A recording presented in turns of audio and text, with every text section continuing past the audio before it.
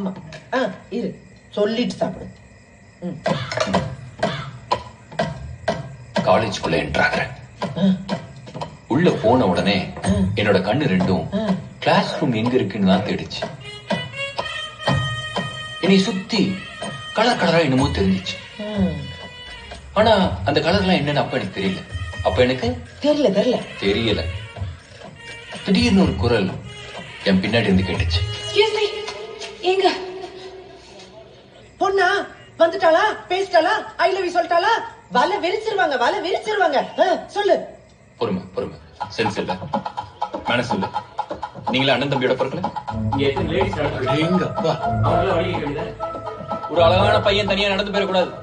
உடனே வந்து வழி கேட்க வேண்டியது. ஏன்? இது லேடிஸ் தானே, இதுகிட்ட வழி கேட்கறது தானே.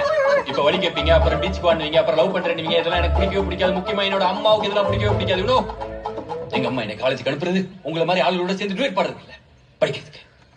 இந்த உலகத்திலேயே நான் நம்புற ஒரே ஒரு லேடிஸ் என் அம்மா.